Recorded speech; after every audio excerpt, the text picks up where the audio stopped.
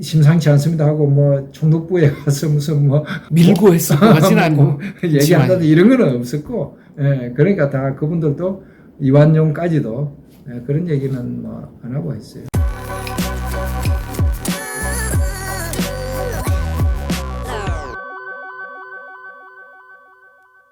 시간을 확 건너뛰어서 1898년 만민공동회에서 1919년 3.1운동으로 가보겠습니다. 선생님께서는 3.1운동은 우리 조상들이 처음으로 민주공화국의 꿈을 설계도로 그리고 가건물인 임시정부까지 지어보았던 역사적인 이벤트다 라고 하셨습니다. 3.1운동 전에 먼저 그 파리 강화회의 얘기를 좀 해야 될 것 같습니다.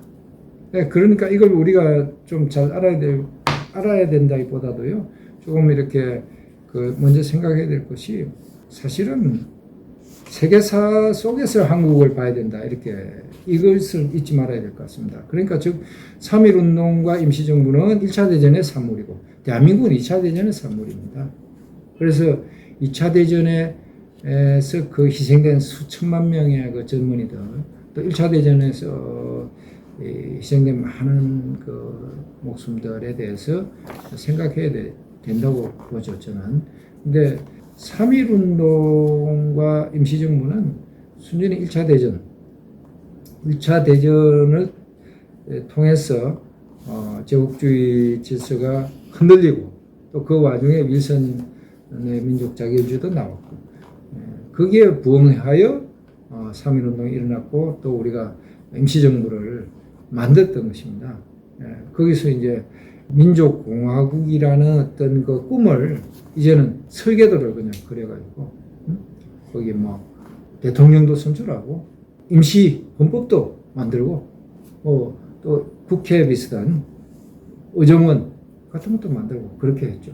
3.1운동은 고종의 장례라고 하는 그 이벤트와 겹쳐서 진행된 면도 없지 않아 있습니다만은, 사실은 보다 논리적으로 말하면은 1919년 2월 2일에 상하이를 출발해서 3월 13일에 김규식이 파리에 도착해서 파리 강화회의에서 활동을 하도록 되어 있었습니다.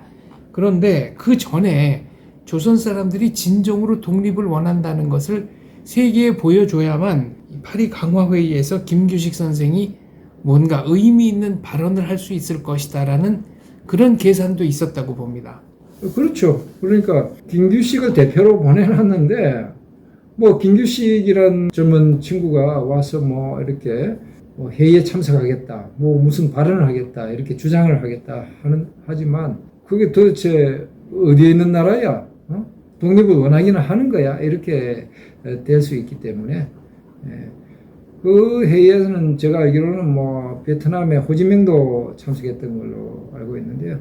호지민은 뭐 세탁소에서 양복을 빌려 입고 갔다는 얘기도 있는데, 여하튼 그런 어떤 전 세계의 식민지 종속국의 이 독립운동가들이 우리도 독립시켜달라라고 가서 호소를 하고 했지만, 한국에서도 김규식을 보냈는데, 그러면 김규식을 보내놓고 독립을 원한다라는 것을 이제 국내에서는 보여줄 필요가 있는 거죠.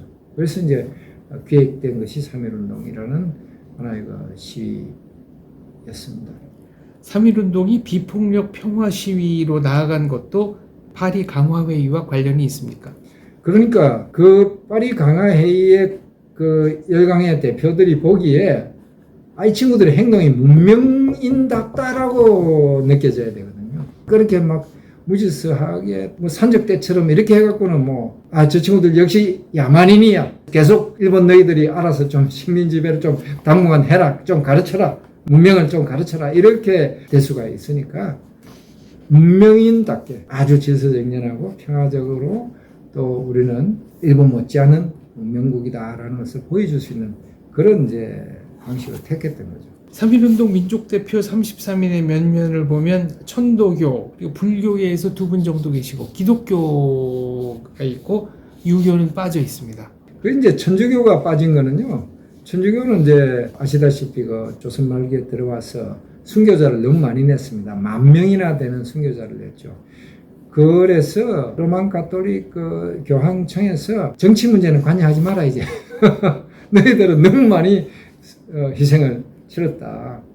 그래서 조선 교구에 대해서 이렇게 아주 그 엄명을 내려놨습니다. 그래서 가톨릭은 사실은 이제 독립운동에 거의 이렇게 표면적으로는 참여하지 않습니다. 그리고 유교 쪽은 여러 그 주도하시는 선생님들이 참여를 종용했어요. 같이 하자 했는데 이분들은 전통 양반들이란 말입니다. 이분들은 천도교라 그러면은 쌍놈들 아니겠습니까? 동학도죠. 자기네들 입장에서 보면. 아니, 천한놈들이 뭐 이상한 거를 저걸 하는 거고, 그리고 기독교는 이 뭐 양놈들 것이기를 저거 하는 거. 그러니까 참여를 안 하게 됐습니다. 안 하게 됐어요. 안 하겠다. 머뭇거린 거죠, 그냥. 그런데 나중에 보니까, 아니, 서울에 고종 장례식에 와 보니까 천한놈들이 지도자로 부각되고 그들의 지도에 의해서 막 전 그 인민이 들고 일어나서 시위를 하고 독립운동을 하니까 이거 참 자기들이 이 나라의 선비들인데 지도자들인데 난처한 상황 아니겠습니까?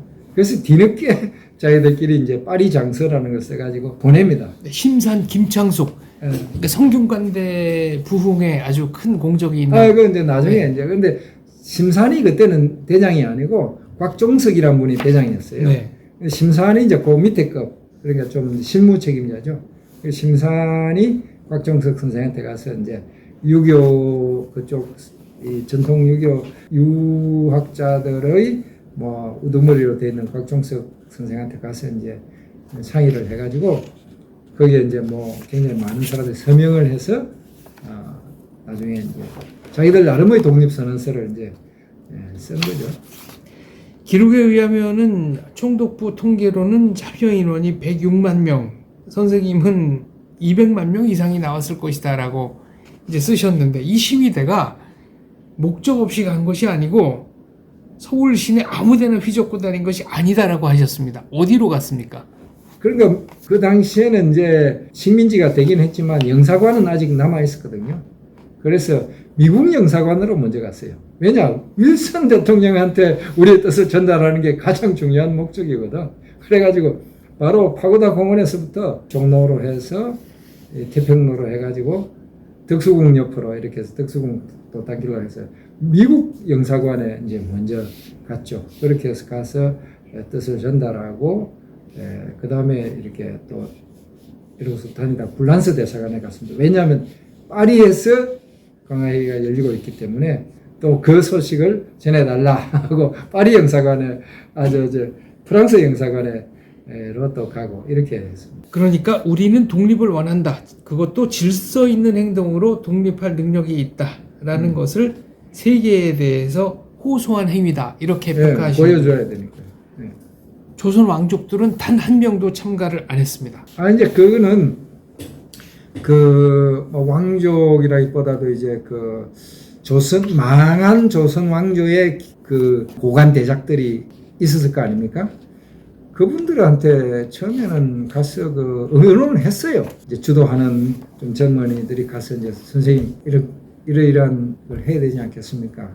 그래서 그때 이제 김윤식이라든지 뭐 이런 아마 이완용한테도 가서 이야기했을 겁니다. 등 이제 그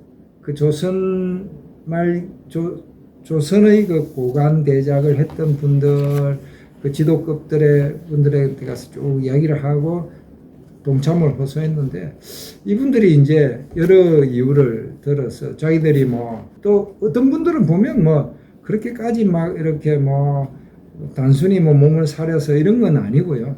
이런 새로운 시대에 이런 젊은이들이 하시라. 나는 뭐 내가 죄인이다. 뭐 이런 입장에서 이렇게 겸양한 분들도 있었고 김윤식 같은 경우는 그랬던 걸로 알고 있습니다. 그분은 뭐 일본에 주는 자기도 아마 그 사용했던 분이고 그래서 등 이런 여러 사람들이 이제 했는데 역시 그 새로운 시대는 이제 새로운 그 세대가 이제 했던 것이 뭐 크게 나쁘지 않은 것 같아요. 그 결과는 어쨌든 또 그분들이 그러면 사전에 의논했다고 해서 심상치 않습니다 하고 뭐 총독부에 가서 무슨 뭐 밀고 했을 것 같지는 않고 얘기한다든지 이런 거는 없었고, 예, 그러니까 다 그분들도 이완용까지도 그런 얘기는 뭐 안 하고 했어요. 여담입니다만은 왜 유학자들을 뺐냐고 하니까 어떤 기록에 보면은 그분들은 글자 한 글자의 뜻이 이렇네 저렇네 가지고 뭐 3박 4일을 다투시기 때문에 보안 유지에 어려움이 있어서 뺐다라는 얘기도 있고요. 그런 건 아니고 그쪽에서 빠졌어요. 그쪽에서 분명한 것은 이 같은 자리에 같은 급으로 앉기가 싫었던 거예요. 네. 아주 천한 놈들이잖아요. 신분 의식이 남아 있었던 거죠. 서지학자가 알려준 건데요. 독립선언서 초판 맨 처음에 인쇄한 몇 장은 5등은 조선의 독립국인과의 오타가 나서 선조에 이 조선 글자가 뒤바뀌어 있답니다. 그래서 그게 제일 비싼 값에 거래가 되는 문헌이라고 합니다. 그래요? 네. 그 인사소에서 그런 커피, 이거 왜 이러냐, 다시 막 활자를 또 바꾸고 했거든요. 그렇죠. 그래서 네. 처음에 초벌로 네. 찍어놓은 네. 거에는 선조의 독립국인과 이 오타가 나 있는데 그때는 이게 다 활자로 이렇게 하기 때문에 또 바꾸면 됩니다.